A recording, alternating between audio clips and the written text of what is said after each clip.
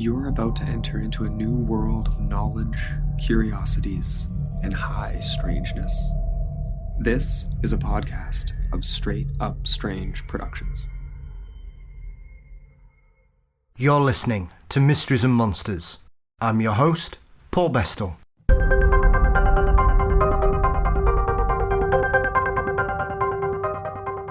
Welcome back to Mysteries and Monsters. This week, I'm joined by British ghost hunter and historian Richard Felix.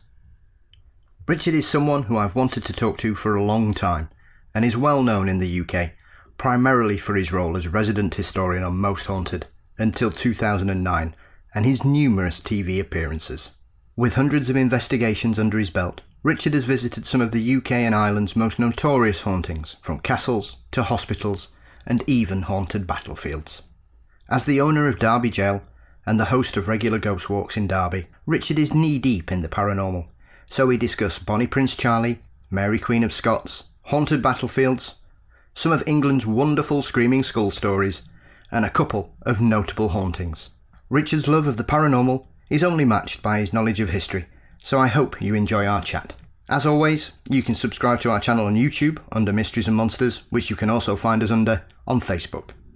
We're on Instagram and Twitter as Mystery Monsters, and you can support the show via our Patreon link in this week's show notes. All the links to the cases that myself and Richard discuss are in this week's show notes, so you can find out more about any of the cases we discuss today. So let's join Richard Felix to discuss some of England's most peculiar haunted legends. This week, I am delighted to be joined by one of Britain's most notable ghost hunters, Richard Felix. With an extensive knowledge of hundreds of alleged haunted locations, Richard's love of the paranormal is only matched by his love of history. Richard, I am delighted to welcome you to Mysteries and Monsters. How are we? It's a pleasure. I'm very well, thank you. I'm great. I'm still enjoying lockdown, which I know a lot of people aren't, but I am. Yeah, well, it's certainly been an interesting year, if nothing else, Richard. Ooh, yeah, just a bit. Yeah, but I mean, for me, it's just really very nice not to be out probably 4 nights a week, drudging around the streets of Derby and various other places doing ghost walks and staying up till 3 o'clock in the morning doing ghost stuff. much as I enjoy it, it's ever so nice to have a break from it. It really is. Absolutely, because it's pretty full on. Because, like I say, you're one of the people in the UK who's extremely notable, Richard, in regards to your love of the paranormal and being as deeply involved in it as you are. So, as I touched on in the introduction, you've also got a wonderful love of history, because I know you were partly or mostly responsible for bringing of a statue of Bonnie Prince Charlie to Derby, I believe. Absolutely, yeah. Yeah, oh God, yeah. I mean, it's sort of multifunctional. Yeah, I mean, history's always been military history, to be quite honest with you. Although, you know, I was the only subject I was any good at school. School was history, to be quite honest with you. I hated school. Loathed every minute of it. Yeah. But history I quite enjoyed, to be honest with you. But yeah, military history has always been my passion, and anything and everything really. I'm into disasters, yes. Big time. I suppose you could say Bonnie Prince Charlie was a disaster. Yes. No doubt about that. Plus the Charge of the Light Brigade, the Titanic, the Battle of Isandlwana, the Zulus, and the Alamo, and Custer's Last Stand, all that sort of stuff. There's something, I don't know, it says something about me. I'm not sure what. But yeah, I was chairman. All this ghost business actually started. Well, I mean, I've probably most people know, I've always been frightened of ghosts. What the hell am I doing this for? Right from the age of sort of 4, I've been not frightened, terrified.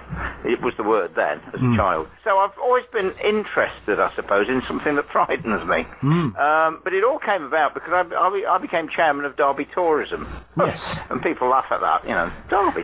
And one of the days that Derby actually entered into the history books, big time, was the fact that, you know, Bonnie Prince Charlie reached Derby and turned back at Derby, you know, a turning point in history. big time. So I thought, well, there isn't a statue anywhere in the world of the lad that was born to be king, Speed Bonnie Boat, Over the Sea to Sky, Charlie is my darling, 100 Piper. It's all, more songs are written about him than probably anybody else. He's appeared on more biscuit tins than anybody else. Yes. And so, I thought, well, this is a very important thing for what happened at Derby. So I raised 100,000 quid for this magnificent equestrian statue of Bonnie Prince Charlie. And it's worked, it now appears on the front cover of books and TV programmes. So, in a small way, it's become a mini tourist attraction. And then every year we have a parade through the streets of Derby with the Drambuie Pipe Band and a battle that never really happened between Scots and it's all good stuff, I love it. As you mentioned there, history was the one thing I loved at school as well. Right. And I do find it very peculiar. I think that most people just don't realise just how far down England Bonnie Prince Charlie got. No, you're so right. I mean, number one, without obviously, it is a fascinating story. When you go into it, when you go deep in, because he came all the way from Rome via Scotland and all the way down, traversing 5 counties in succession without seeing the face of one enemy, and arrived in the heart of England, the centre of England, with only 126 miles still to go to victory, to taking the throne, the crown, and London, and the country. Yes.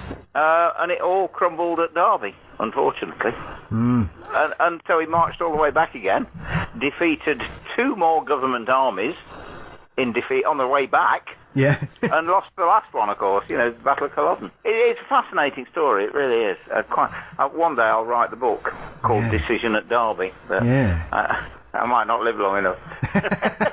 Well, yeah, Culloden is a very strange place, Richard, because I'm someone that loves the paranormal. And about 16 years ago, I did a wonderful tour of Scotland where we just basically went around the whole area, stopping at B&Bs every other day. So we did Loch Ness and things like that. And Culloden is one of those strange places in my life, because I'm someone that grew up in a haunted house. So that's where my love of the paranormal comes from, Richard. So, Culloden is one of those places where I have never felt more uncomfortable in somewhere than I had when I stayed at Culloden. We were supposed to stay for 2 nights, and I couldn't stay another night. And I wasn't frightened. Oh, really? I just felt very, very, very uncomfortable. It's one of the strangest sensations I've ever come across, Richard. I can't explain it. Wow. It just felt very oppressive, and I felt very claustrophobic. I didn't enjoy it. It was very odd.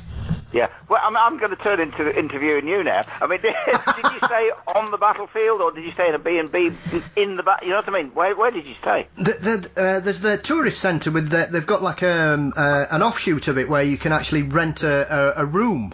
And we stayed sort of smack in the middle of it, and I'd done the sort of wandering around in the daytime in the hills and everything, and following around, because, like I say, I loved a bit of history and anything like that. I was fascinated by it. But as soon as, it was a glorious day, wonderful weather. It was when we had that famous heat wave in 2003. So Scotland was very, very warm and pleasant, and other than avoiding the midges, we were all right, Richard. Yeah. So it was just very strange. I've never had that kind of experience because I've visited battlefields and I've been to other alleged haunted locations. I've never felt that negatively about an area in my life. Wow.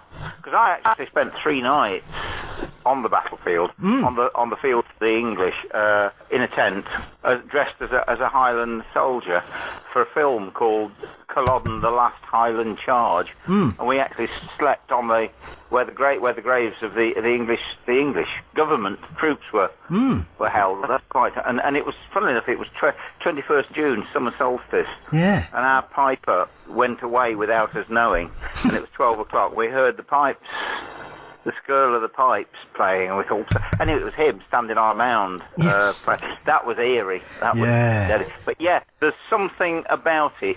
But when you think of the emotion, the death, the trauma that went on, this is because I'm into, as you can probably well imagine, haunted battlefields big time. You know, there's a TV program there, but I've been working on it for years, but the trouble is, TV only wants scary stuff. Yes. And it's not all necessarily scary. Yeah, absolutely. I mean, obviously, especially living in the UK, we've got notable famous battlefields up and down the country in England, Scotland, and Wales. Even if you just look at what happened during the Civil War. Naseby and Edge Hill. There's a famous ghost story, isn't there? Edge Hill with is that the one? The battle being reported in the sky. Is that? Yeah, I was going to say, is Edge Hill the one where the Cavaliers had allegedly seen the reenactment in the sky, and King Charles sent some people to check it out?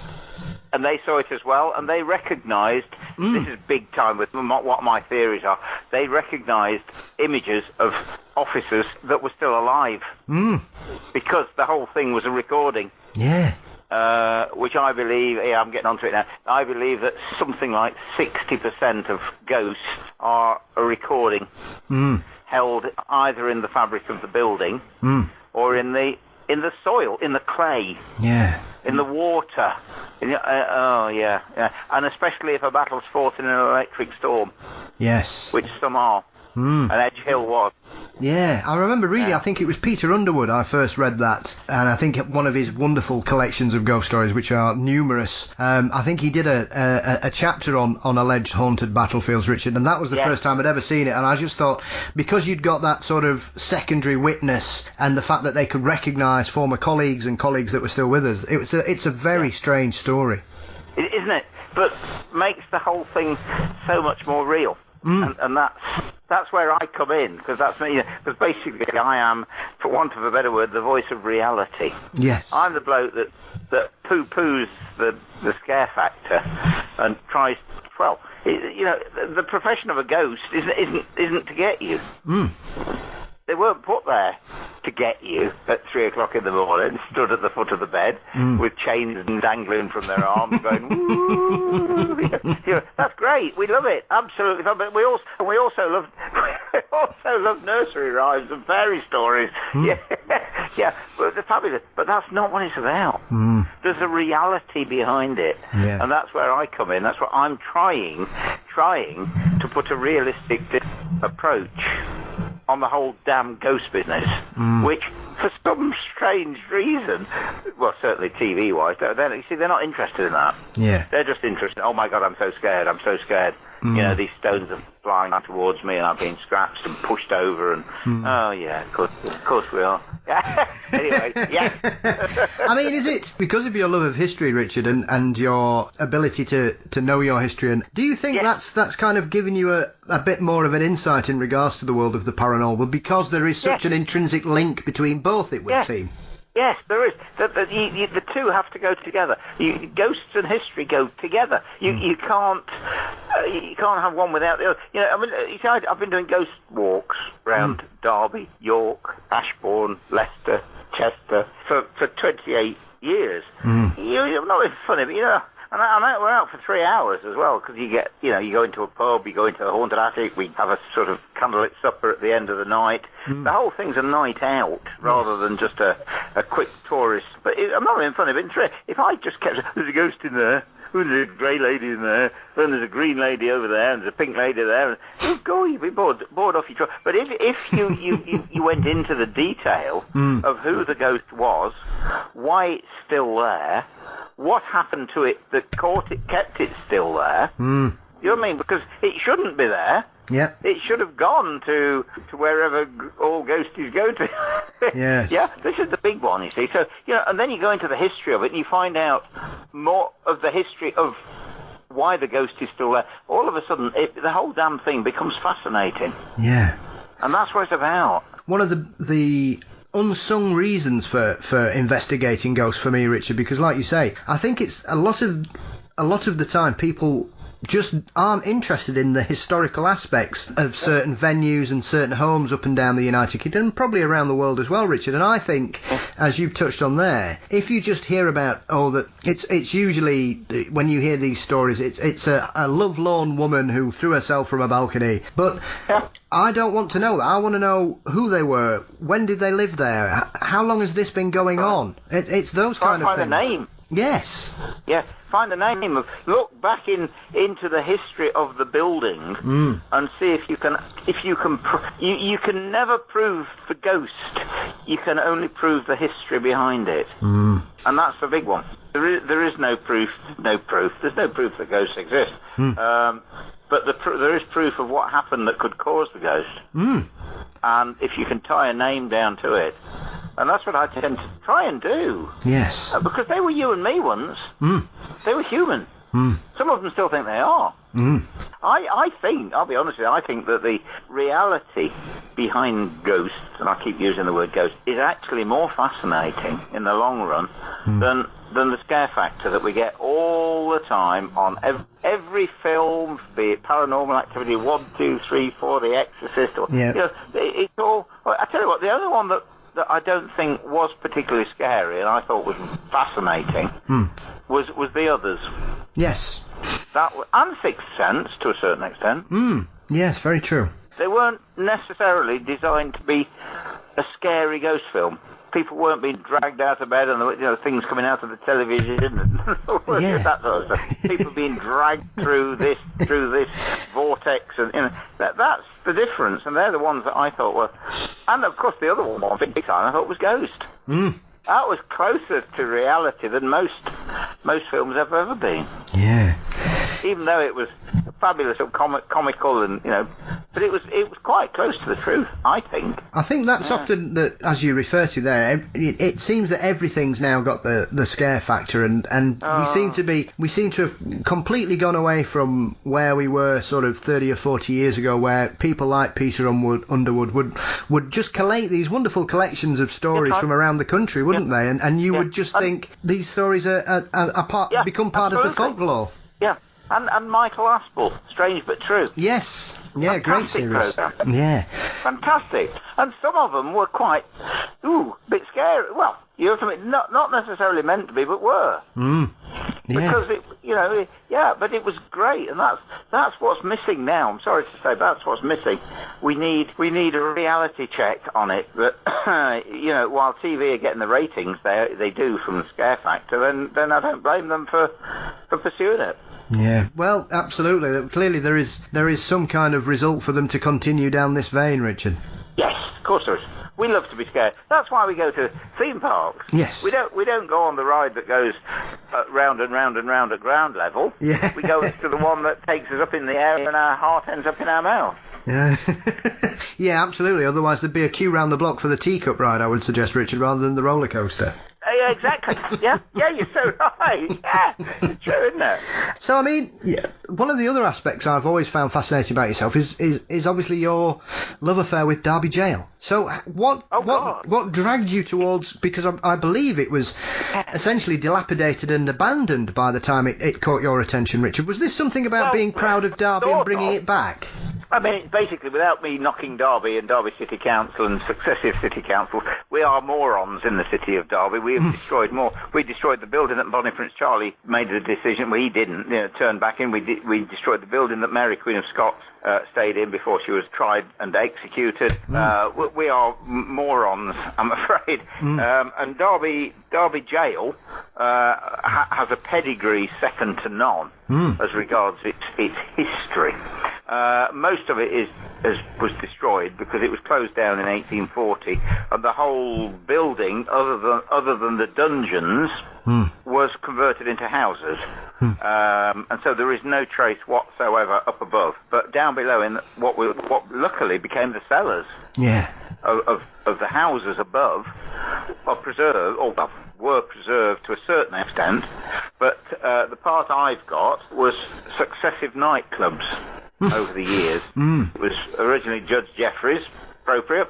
Then it was JP's, Jenny's Place. Part of it before that was the Secret Place, and of course it was very badly treated. Ripped apart, doors destroyed.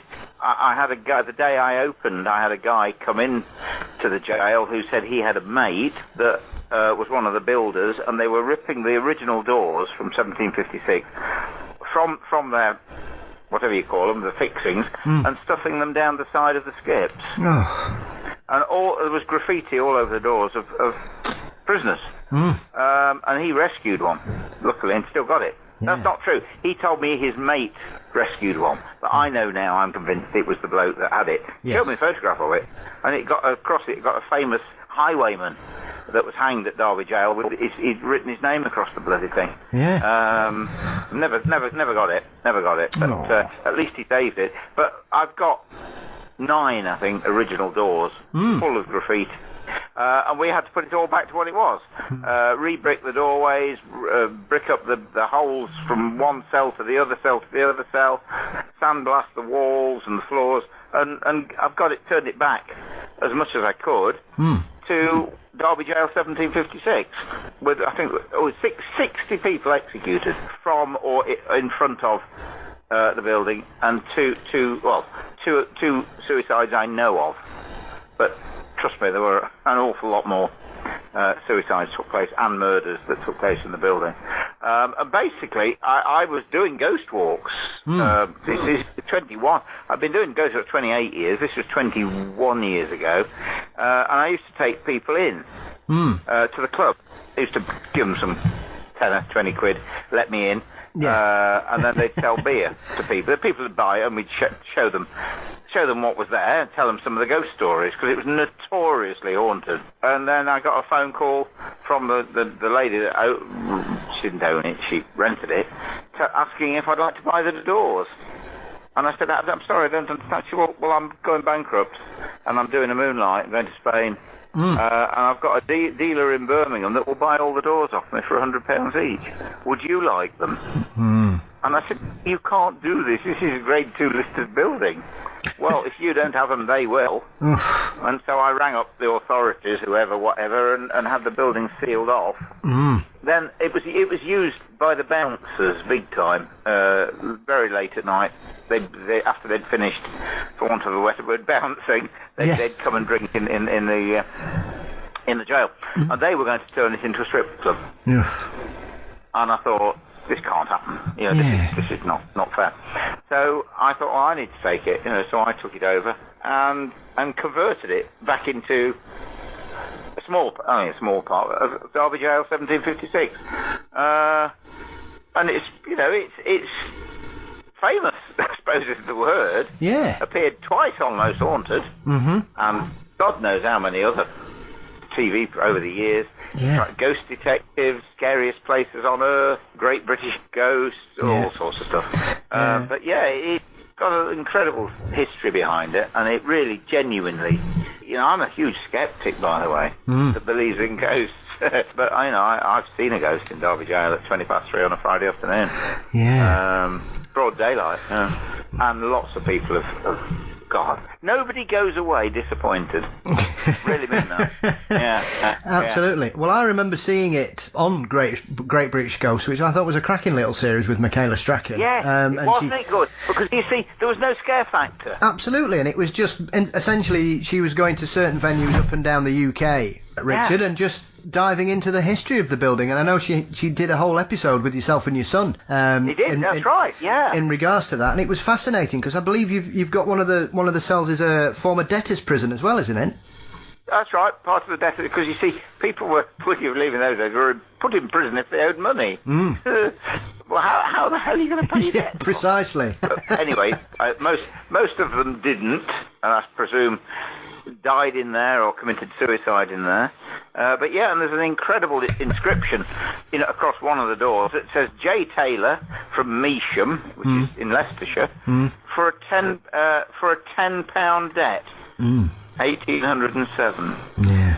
Beautiful script handwriting. Joined up. Yeah, and £10 was a lot of money in those days as well, in Richard. 1807, it was. I mean, I presume J. Taylor never left the building. I would think. Sadly. You never know. Yeah.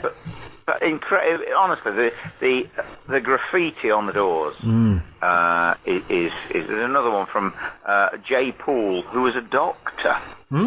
J. Poole, June the 8th, 1808, year later, and all it says underneath it, in good for pure love. Don't know what he did. He, she, Doctor, it was both, sure. Yeah. But, there's some incredible stuff. It really is.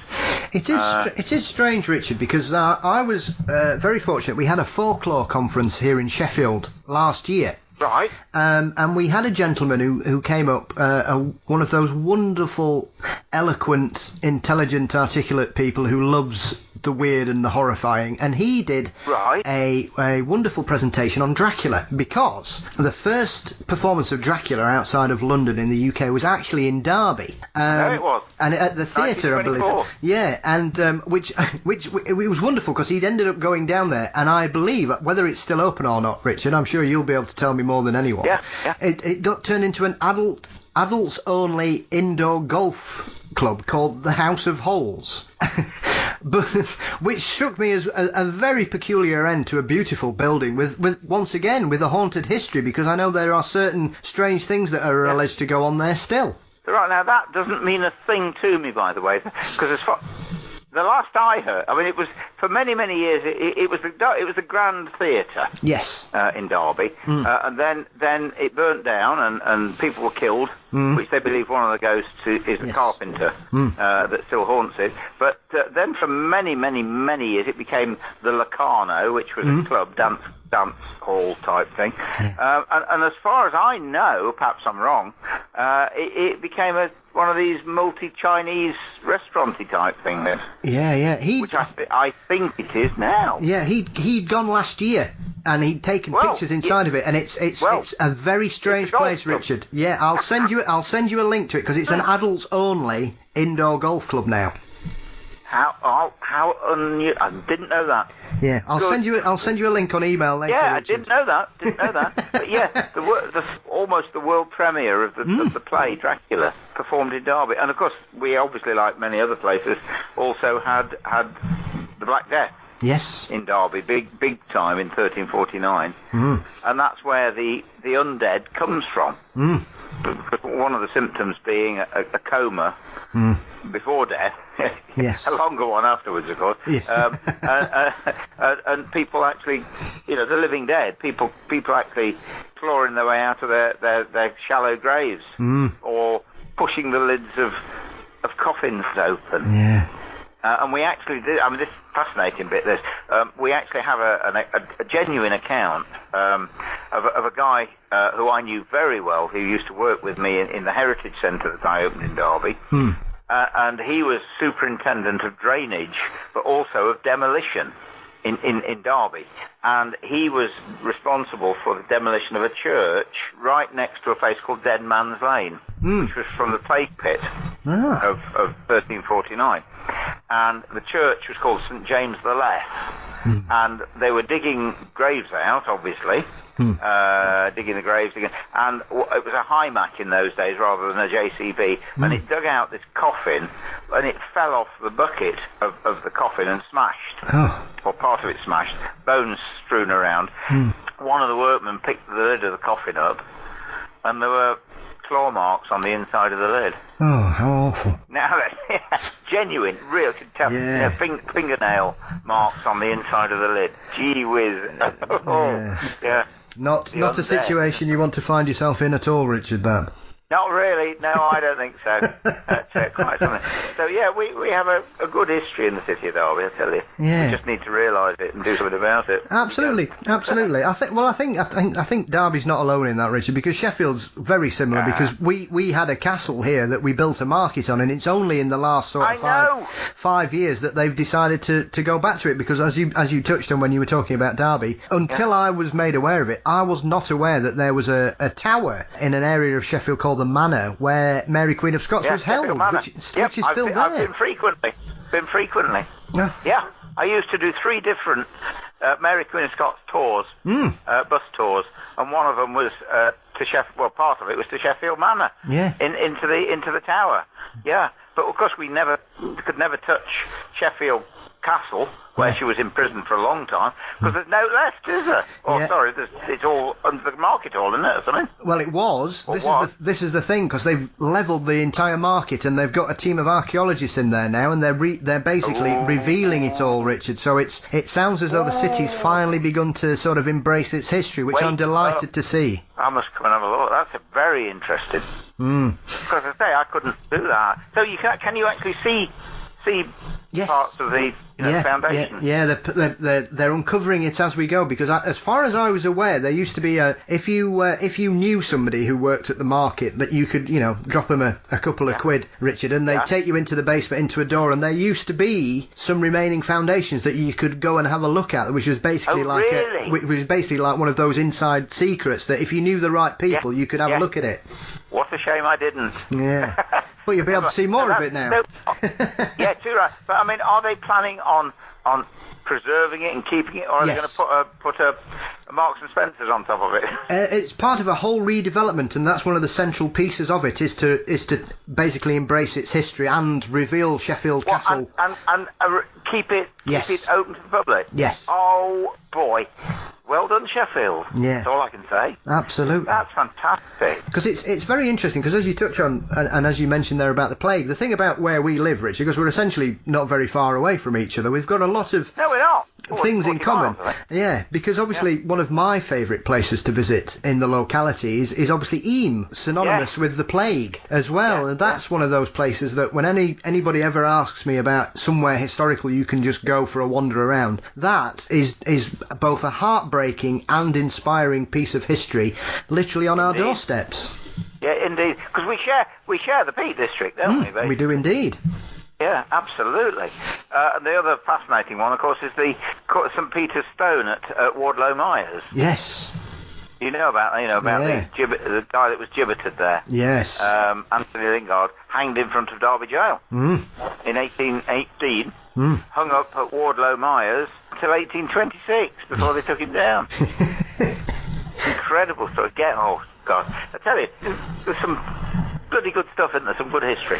Absolutely, there really is. Absolutely. Yeah. And I think that leads us into a subject that I was delighted you mentioned when I was arranging this interview, Richard, which was something that we clearly have a mutual love of, which is our wonderful history of screaming skulls, because probably two of the most famous, one's in Derbyshire and one's in Yorkshire. So we'll start with the Derbyshire one, wonderfully named Dicky. Dicky O'Tunstead. Absolutely. So tell us all about Dicky. Well, Dicky apparently in the 1600s was a soldier that fought, I believe, in Flanders, something like that, and came home, as you do, well, those that live come home, and I believe, legend had it anyway, that his cousin or somebody had taken over the house or the farmhouse. What happened, I don't know what happened then, whether Dicky was killed, murdered, or what, but part of his skull, only a small part of his skull, by the way. There is actually a postcard with a picture of Dicky's skull, but it really is. It's only the postcard. It's actually on a windowsill. Yes. Inside the farm, and it's just the cranium. It's just the top part. But whenever it was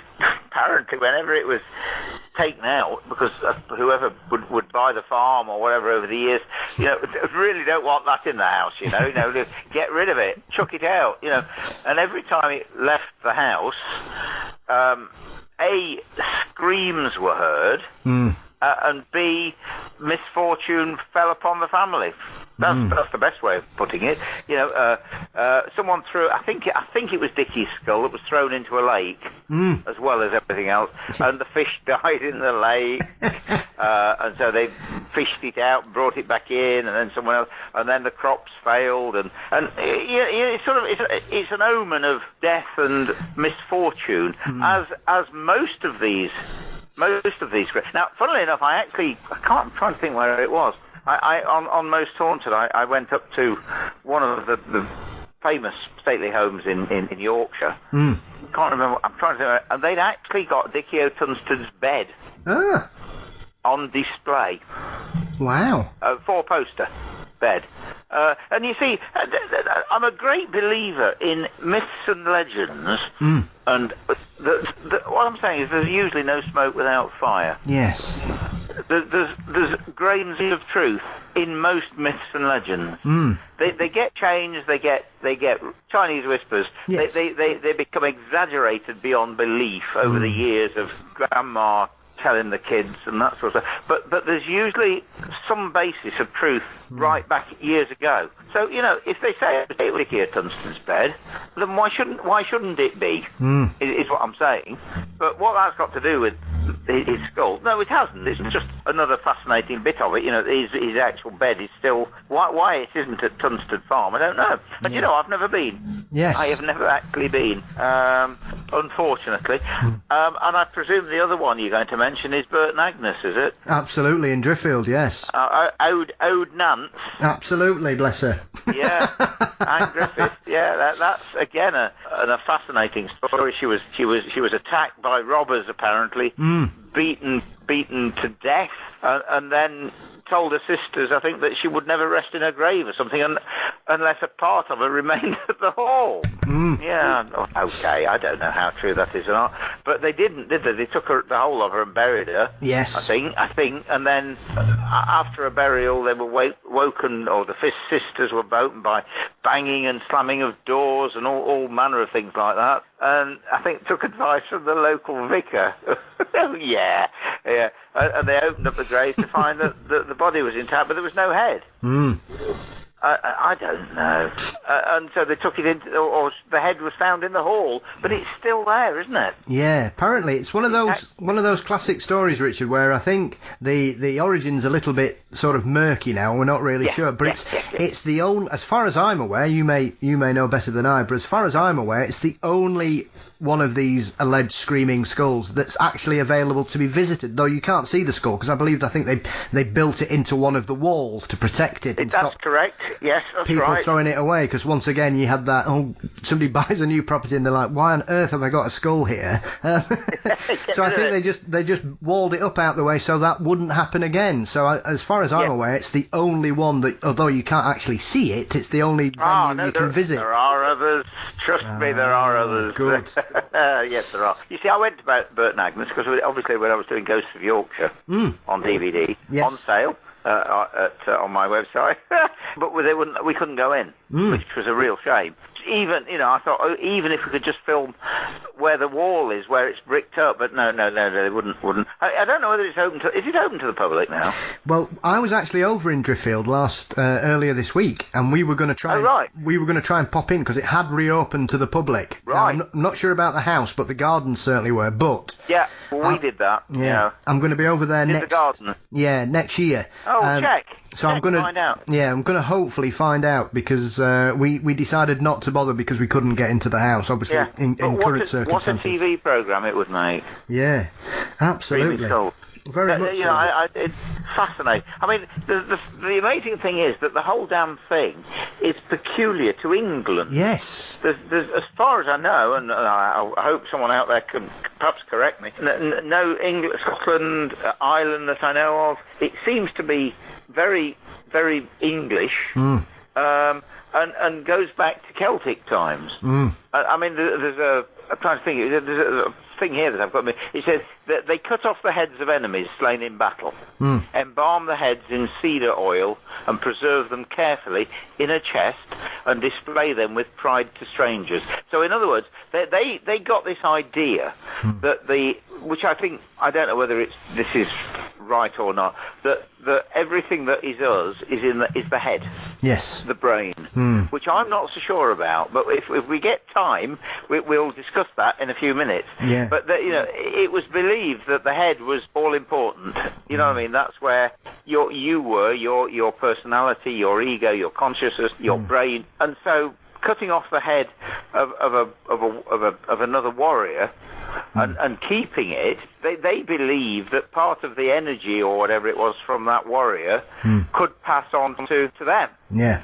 And they sort of rode round with them on their saddles, and then eventually took them home, stored them in chests and displayed them. But listen, it's no different to what we do with animals that we've shot on safari. Yes. Which I'm very glad to say stopped, I hope, completely. But, foxes' heads, foxes' tails, displayed, but in Celtic times, and probably beyond, the heads of your enemies were also displayed. Yeah. And you'd be having a big, a banquet or whatever, and the heads would be displayed, and you'd say, "This is the head of whoever it was. I beat him in battle. Here's his skull to prove it." And then they also stuck them in places to ward off evil, at the ends of the beam, above the door. And one of the fascinating things is that whenever you go past somebody's gates and you see two balls on the gateposts, they're actually left over from the days when they used to put human skulls on the sides of the gates. Oh. Yeah, that's where it comes from. So if you've got a couple of balls, which I just happen to have as I'm looking out my window on my gate, there's two round balls that look like cannonballs on there. But that actually originally was human heads. Wow, I never knew that, Richard. Yeah, now then. Quite fascinating, that. But back to what you were saying about no others on display. We have one in Derby, of course. Yes. Which is a Viking skull. Ah. In a pub called, well, it was originally the George. It was a coaching inn, and that caused all manner of. I was around when it was found, dug out from under the ground when the builders were in. It's caused phenomenal amount of poltergeist activity and things going on. If it leaves the building, things are supposed to happen. Yeah. But there's one at Affetside in Cumbria. Yes. And it's the skull of the executioner of the Earl of Derby, who was beheaded after the end of the English Civil War, and somehow, I can't, no idea why, but after his executioner had beheaded him, years later he died. He was a farmer, I think, and for some reason his head is still on display in the pub. I did a TV programme for Canadian TV about that, and they wanted to take it out, and they wouldn't let us. No, things happen if you take it out. No, you can film it inside. You cannot take it outside. They were adamant about it. Yeah. And then I've just found another one in Launceston in Cornwall, which is actually in Launceston's museum in a glass case. Right. Screaming skull. Yep. And it's the skull of a Cromwellian soldier. But for some reason, I don't know what happened, but the local manor house or whatever was laid siege to, I believe, was obviously royalist, and the Cromwellian troops were, and whatever happened, I don't know, but one of the Cromwellian soldiers was killed, and the lord of the manor, I believe, chopped off the bloke's head, and kept his skull. Yeah. As you do. Same thing, though, going back to Celtic times. Yeah. But here's an interesting bit. I hate to sort of spoil things, but this skull was actually in the house for many, many years, and was then taken outside because they didn't want it and put it in the barn. And they believe that the reason that it screamed was, I've not tried it, I must do this, but I haven't done it yet, was because of the wind. Howling through there you go, you see, howling through the barn with open doors or windows, and I believe going through the eye holes or the nose holes or something, and causing a screaming sensation, which might be, again, I hate to destroy it all, but that could be the origins of screaming skulls. Yeah, absolutely. I think one of my favourite ones, primarily because it involves one of my favourite ever comedians, Richard, is Theophilus Broome. Him in Somerset. In Chiltern Farm. Yeah. Hi, Chiltern Farm. Cantello. Absolutely. Chiltern Cantello. Now that's one of the most. What's it got to do what's it got to do with a comedian? I don't know this. So the legendary Irish comedian Dave Allen loved ghost stories. Oh, I loved it. And he famously only ever spoke about this once. He was doing a show about ghosts in Britain and Ireland. Didn't know this. and he went to the actual farm to visit them and spent the day there and spoke to them about the history of the skull and everything, because he, I believe Broom, was a cavalier, and the reason he had his head removed was he didn't want his body digging up, I think, by Cromwellians to have his... Because apparently they used to like decapitating them. So when he told his son, when I die, please take my head because I don't want my enemies to get it. So I think that's how his head ended up getting in the farm, as far as I'm aware, Richard. So obviously Alan had a massive love of the paranormal. And he went I didn't know that. Yeah, he adored I've learned it. something today. I've learned something. And he went, did this show and everything, and... So he did it, had a great time, and apparently on his way home, an incident occurred that he wouldn't explain why. However, he rang them the day after and said he would never set foot on that farm again, and as far as he was concerned, they could keep it. Good Lord. Wow, I like it. I'm going to have to look that up. Because I'm very fond. I thought Dave Allen was fabulous. Yes, wonderful. I learned a lot from him. But I didn't know he was into ghosts. Yeah, he adored them. Somebody's recently collated a collection, Richard, of some of his... Because he used to do occasionally on his show or when he did stand-up live, he would finish the show with a ghost story.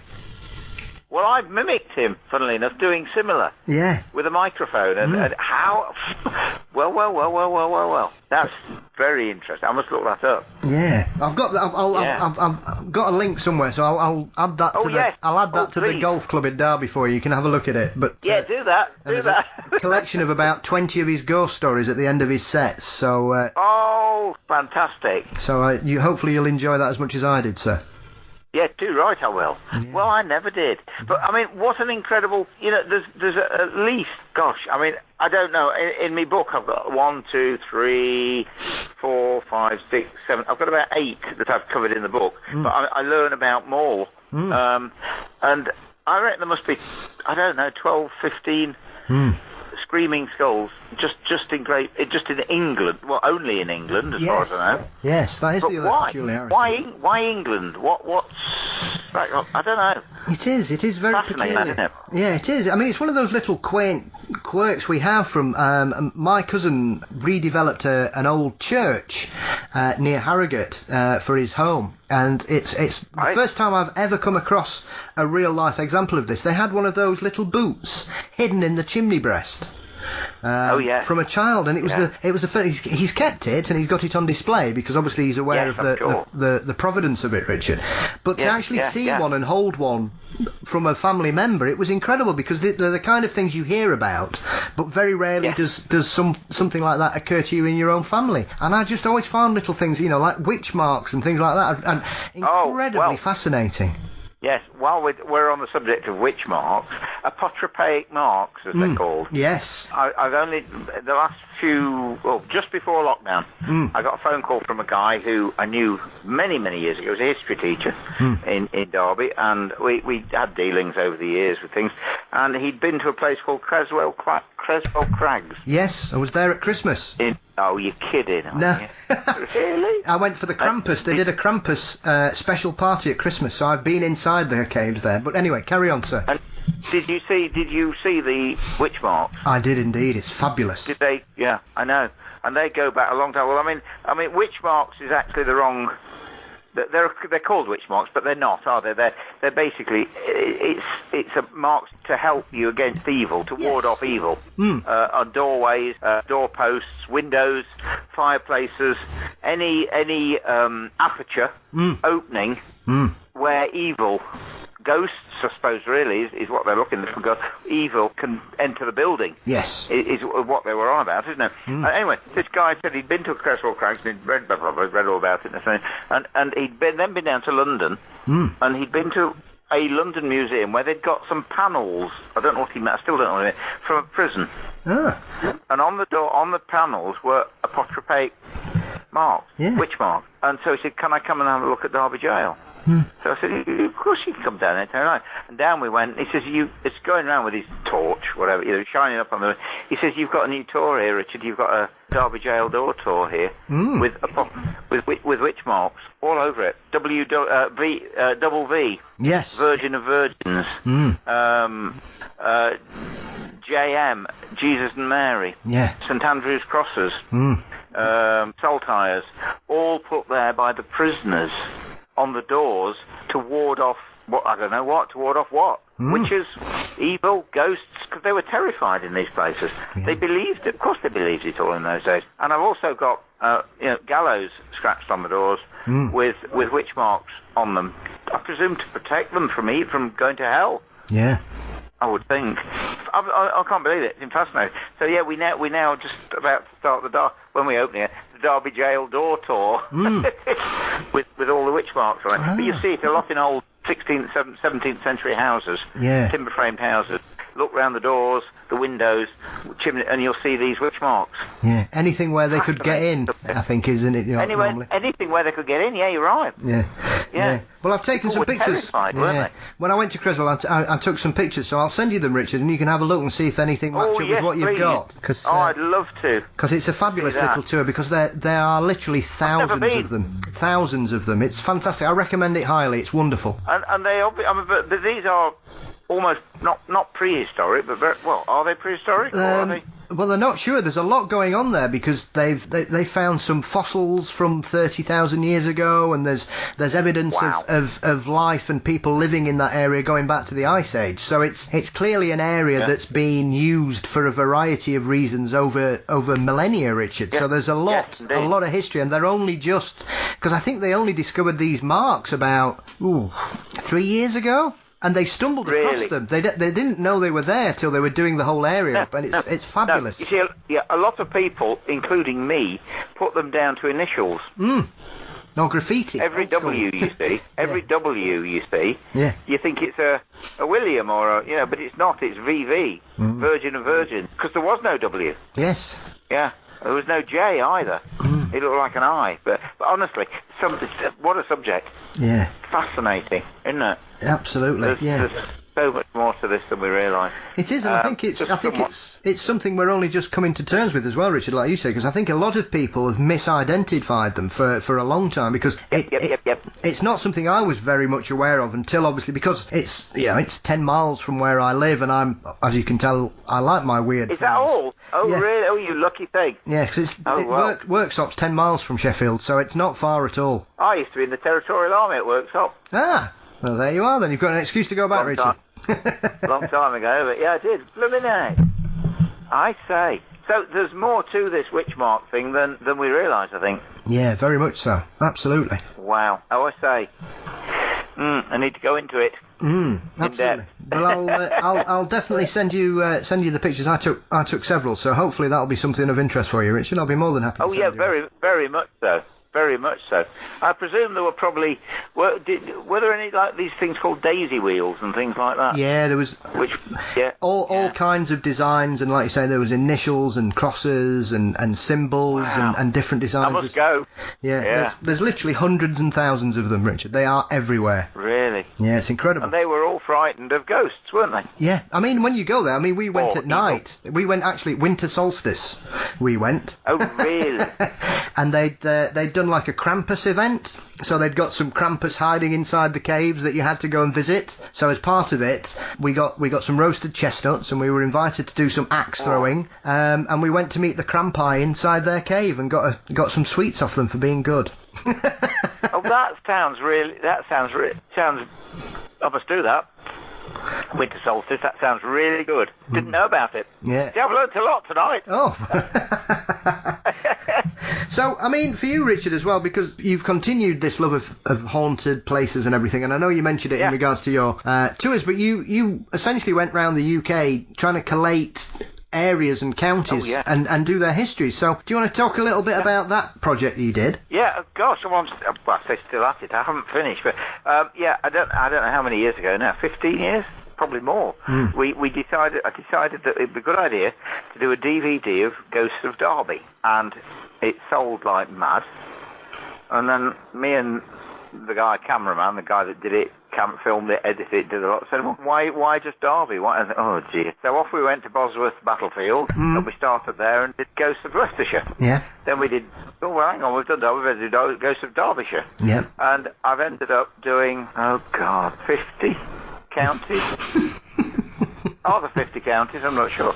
Yeah, Leicestershire, Lincolnshire, Derbyshire, Nottinghamshire. Oh God, Hampshire, Cornwall, Devon, Somerset, all over. Scotland, Northern Ireland, South Wales, North Wales. So I've done over 50 DVDs of go on the ghost tour of Great Britain, doing probably at least 12 different locations in each one. And it was tremendous. It's tremendous. But I say I haven't done one for 10 years. Silly reason. The last one I did was Devon. No, that's not true. Actually, I did another one called Ghost Cars. A haunted car that's down in Eastbourne. A Ford Capri. Number plate ARK 666. Notoriously haunted. Insurance companies wouldn't insure it anymore. Really good. I drove it, and it's quite good. It was quite something. But before that, Ghost of Devon was the last county I did. But I've got more to do. I'm afraid. Well, I think you should. They were thoroughly enjoyable, Richard. I really enjoyed seeing them. It's good. Well, they're different. And again, they're not meant to be scary, you see. They're just a bit like Strange But True, isn't it? Or Great British Ghosts. Yeah. Stories. I'm a storyteller. Absolutely. Amongst other things. Yeah. And I've thoroughly enjoyed doing it, but we've actually just put them because obviously the DVD game is nearly over, and we've created a thing called Netfelix, which is downloads. Yes. You go onto netfelix.co.uk, I think it is, and you can download them. But the other thing we're looking at the moment, which is probably even better, is creating a box set. Yes. Like, for instance, we've got York and Yorkshire, Ghosts of the East Midlands, Ghosts of the North West, Ghosts of the South West, and putting them onto, what do you call it, like a Fire Stick? Yes. Where you could plug it into the back of the TV, all right? That's something we're working on now as well, which is a bit more modern than buying a DVD, because I believe they're actually, most places are stopping selling DVD players now. Yeah. Because it's all downloads, isn't it? Yeah, absolutely. But people still like to own it, though, don't they? To handle it. It's a bit like records. Absolutely. People still like to hold it and have the cover and read. That's the difference, I think. Yeah. Whereas downloading, it's not the same, is it? No, absolutely. I mean, I've got a Kindle, but I still buy too many books. Yeah, exactly. I agree with you. Because essentially I bought a Kindle because I wanted to save my luggage space when I went on holiday, Richard. That's the only reason I bought a Kindle. Yeah, I understand that. But it's not the same, is it? No, because if I go away, I'm one of those people, I'll lay by a pool and read for 2 weeks. So I used to take 3 or 4 books. Me too. And some of these ghost books, yeah, absolutely. Some of these books are heavy tomes, especially some of the classic ghost stories, because there's nothing better than taking a nice collection of ghost stories away with you to dive into. I know. It's fantastic, isn't it? It's absolutely fantastic. Absolutely. So what else have you been up to then, Richard? What's been pulling at the moment, Yes. I've been writing not writing. That's not. I am writing actually. I'm redoing a book called Derby: The Crossroads of History, which is the history of the famous people to do with Derby. I've been for the last 3 years, for some ridiculous reason, I've been writing Ghosts of Greater Manchester, which still isn't finished. But the big one I'm doing at the moment, we came up with this idea a few weeks before lockdown, was creating a book by you, the people, called The People's Ghost Stories. And that's why at the beginning of our little interview here, you mentioned that you lived in a haunted house. And that's where your fascination came from. So I presume that you've got ghost stories about where you lived. Yes, we had. It was very unusual ones, Richard. Very unusual. We had a. You need to get it over to me. I certainly will. One of my favourite. Well, the one that always we had a certain little nuances with our house, essentially because it was a converted vicarage from the 18th century, Richard. And one of its favourite tricks was that it used to like to make the toilet flush. Yes. And it was an old pull flush as well. Right. So, and it would do it. Pull the chain. Yeah, and it would constantly do it. So when you heard the toilet flush, you knew we were going to have some fun that night. You knew the ghost was in residence. Absolutely. Really? Yeah. Please, will you do it? Will you send it over to me? Yeah, of course I will. We're doing this book. We've got loads. I mean, because basically my knowledge, if you want to call it that, has come from talking to people. Like I've learned stuff tonight from you. And this happens to me, well, apart from lockdown, all the time. Every time I'm out doing an event, I'm talking to people, and they give me their accounts, their stories. And so I thought what a fantastic idea it would be to create a book of Joe Public's ghost stories. Yeah. Not written by Edgar Allan Poe or someone with a fascinating imagination that creates ghost stories, real ghost stories from ordinary people. And that's what we've done, that's what we're creating, and that's what we've been doing for the last 20 weeks, editing it. That's wrong. Not really editing it, but sort of a little bit changing stuff. When I say changing stuff, they send me the email, and then we get, "Hi Richard, great to hear from you. I saw you on so-and-so last time on so-and-so, and we met." No, I don't want that, so I have to chop all that out and just put the ghost story in. You see where I'm coming from? Yes. And then the other ones we tend to go, and we've had a few of these. "Hi, I'm so-and-so, so-and-so, and I'm a member of so-and-so Paranormal, and with me is Fred, John, Pete, Tim, John, and so-and-so, and we run the Paranormal, and our email address is so-and-so, so-and-so, and we do ghost event." And then they start to tell me the ghost story when they were on a Paranormal line. Well, that's all got to go. Yeah. So we've been editing it, you know what I mean? But some of the stuff's fascinating. Some of it's fascinating. Yeah. And the real proof behind it is how similar some of them are. But one is a lady of 80-something in Scotland, and the other one is a person of 23 in Basingstoke. Yeah. And they've never met, but their accounts are so similar. That's the proof that I believe is what it's all about. Yeah. And we've just, well, I've got it in front of me here now. It's Christ knows how many pages, and stories. Story's the wrong word. It's account. Yes. They're not stories, they're account. And I think that's the big difference. And honestly, some of it is quite riveting. Yeah. The way.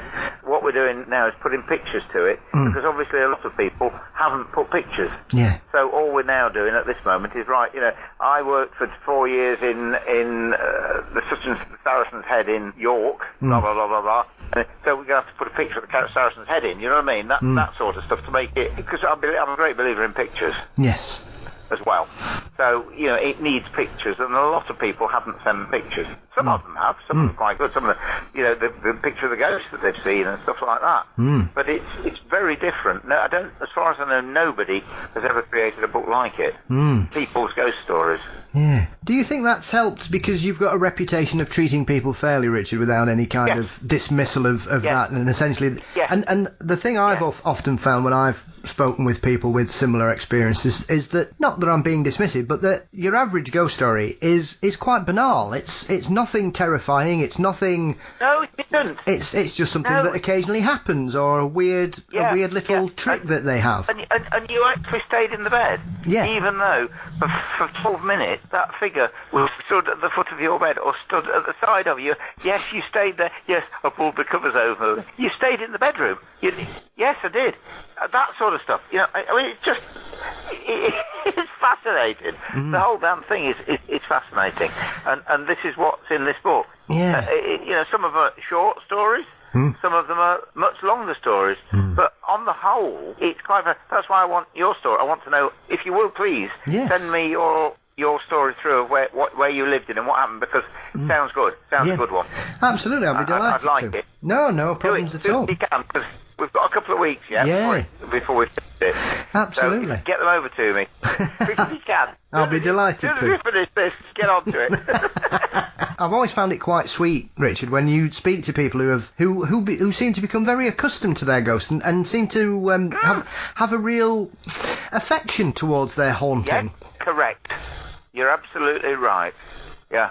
Absolutely. I mean, I wish this was in it, and it isn't, because I can't remember who she was, but I had an account from a lady years ago. She'd written a book called Don't Call Them Ghosts, and she believed that she had children that occupied her attic that she used to take Christmas presents up to and leave them in the attic at Christmas. I mean, wow. Oh, that's lovely, that. Incredible. Incredible, yeah. I mean, I spoke to her on the phone years ago. This is as we speak. I'm only just remembering it, actually. And she genuinely believed that the ghosts of these children were still in her attic, and she treated them as members of the family. Oh. Incredible. And she was the most down-to-earth, ordinary person. She wasn't a nutcase or crackpot, as far as I know. Yeah. But, that's what it's about. People live with them. Of course they do. Yeah. They live with them, they give them nicknames. Oh, I came in and go, Fred's have been banging around again upstairs. Yeah. Fred's always a very popular name for some reason, Richard. Isn't it? Yeah. but I tell you, it's part of the family. Part of the house. Absolutely. I tend to enjoy sometimes just going on YouTube and trying to find some really old ghost documentaries, and I stumbled across one from the 1980s that was on BBC, and there was a very interesting story about a chap whose auntie had died. He had twin aunties, and he was very close to them both. He thought they were lovely, and he lived in Todmorden in West Yorkshire. And he was driving with his wife through the town centre, and as he was driving, he saw his former auntie, but he was that surprised he didn't realise that he was looking at someone that had passed away. And it was only when he said to his wife, "Oh my goodness, there's Auntie Annie," she went, "Well, it can't possibly be Auntie Annie, because Auntie Annie's been dead 2 years." And he suddenly thought, well, that means my Auntie Edna, there must be something wrong. So he went round to his other auntie's house, and she'd fallen in the night and broken her hip, and she'd managed to crawl into the chair, and she couldn't get to the telephone to call anybody. And it was only because he'd seen the ghost of her sister that made him go round to see her. It saved her life. Yes, I know. There you are. It's incredible, isn't it? Eh? Incredible. Do you know what? While I'm talking to you, I've actually just looked up this, and the book's there. Don't Call Them Ghosts. The Spirit Children of Fontaine's Manse, a true story paperback. In 1971, the author and her family moved into a historic home known as Fontaine Manse. 2 days after moving in, she and her husband had an extraordinary experience that left them with no doubt that unseen residents occupied the house. Incredible. I'm going to get that. I'm going to order that quick. Fantastic. It is, yeah. Wow. Oh boy, there's so much more to this business than people realise. Yeah, and we can get away from the silly scare factor all the time. I've mentioned it several times on this show because like I say, I'm a massive fan of what Peter Underwood used to do, and John and Anne Spencer as well, absolutely. Richard. And I think we seem to have gone away from those wonderful collections of stories like the one you're collating at the moment, and I look forward to that, because they're usually the most compelling ones. I get so tired of people saying, "Oh, the demons are in my house," or "I try to be possessed," and it's like, really? Bloody demons. I know. Bloody demons. No such thing. Made up by the church, but that's another story, isn't it? Absolutely. Keep you in control, sir. Oh, boy. Yes, absolutely. So other than that, then, so you're working on this book. What else? Anything else? Anything else? Well, that's a good question. Oh, dear. Well, I created 2 virtual ghost walks. A virtual ghost walk of York. Yeah. For people, obviously, while they were on lockdown. And a virtual ghost tour of Derby on lockdown, which people can, they book up. I can't remember I can't tell them how to do it. But if you look it up, it's there on the internet. And people have been using it, but, it's not quite the same as going around with someone, though, is it, and being scared to death. Something jumping out at you as you're going around. We can't do that. And what else? That's it. And to be honest with you, other than that, I've been working at home doing stuff, repairing and decorating and gardening and all sorts of stuff like, playing at being retired, which was lovely. Nothing wrong with that. I mean, I must take a trip. Derby's somewhere I've not really visited a lot, Richard, to my shame. So I must pop down and pay you a visit at some point. Come and have a look. Come on and go for with me one night. Oh, I'd be delighted to join you. Cause I think it's one of those things that, like you say, once again, the ghosts will often open people's eyes to the actual history of where they live. Correct. Yes. So true.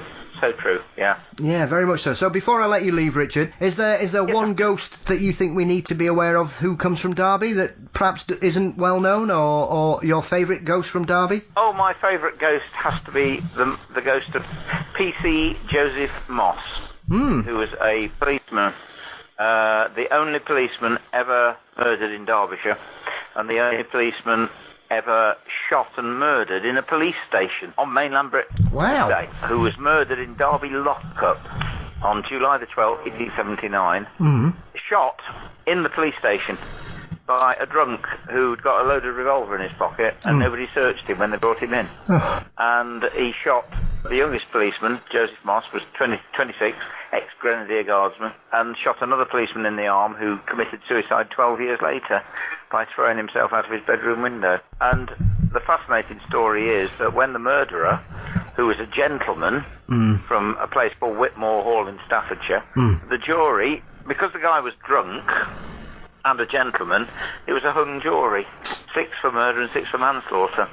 So after hours of deliberation, they decided the only way to decide his fate was to draw lots, short straws. And the guy that had the short straw said murder. And so the death sentence was passed on him. But the local Derby newspaper, which had only been going for 1 week, somehow managed to get an interview with one of the jurors who spilled the beans. And the Home Secretary was sent to Derby to investigate and had no option other than to commute the hanging.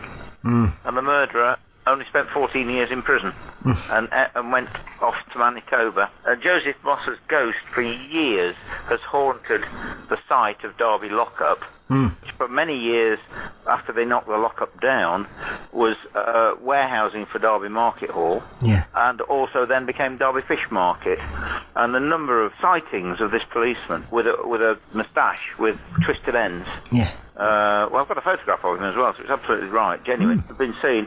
And obviously on every ghost walk I ever did, this story, which I, went much longer than what I've just told you, went out. And eventually I had a group of policemen on the ghost walk who didn't know anything about it, which is typical, don't teach local history. So they helped me raise 4,000 quid, A, to put a plaque on the site where the murder took place, and the following year we restored his grave, which I found in the cemetery in Derby, trashed, collapsed, all fallen to pieces, the letters fallen off it, plant pots on top of it. And so the following year, and we had the murderer's family, the murderer's family there. We had P.C. Moss's great nephew, the trumpeters from the Grenadier Guards playing the last post, the whole work. And then the following year, same thing happened again when we put up a new gravestone. With the Grenadier Guards badge on it and Derbyshire Constabulary on it, and everybody came again. And guess what? Nobody's seen the ghost since. There's a phrase called laid to rest. Yeah,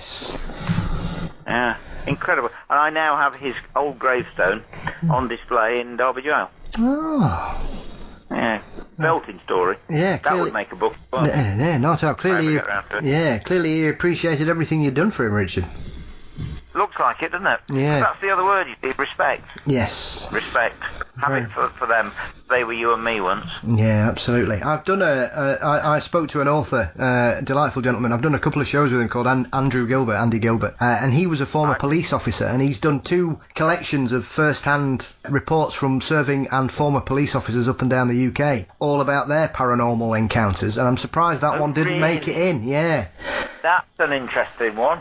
2 brilliant little books, really good collections, and there's some very strange ones. There's a couple quite local. There's a couple from Nottingham, and there's a couple from Derbyshire in general. So I'll give you the heads up on that one as well. I'll be sending you a very big email, Richard, later. That's not a problem. But don't forget the big email. It's got to have your ghost stories on it. Absolutely. Right. Well, listen, Richard, thank you so much for your time this evening. Where can everybody? It's been a pleasure. Where can everybody keep up to date with your work and find out what you're doing next? My website, richardfelix.co.uk. richardfelix.co.uk, and all that's all my ghost walks. But if you just put ghost walks and things in, that comes up anyway, Derby Ghost Walks. But and then if anybody wants to get in touch with me, I'd love their stories or anything else anybody's got. richardfelix@gmx.com. richardfelix@gmx.com. I will put links to both in my show notes, so if anybody wants to check him out or send you an email, Richard, they can do. And all I will say is thank you so much. It's been a real pleasure. I've been looking forward to speaking to you for a very long time, so thank you for your time. I've enjoyed it. It's been great.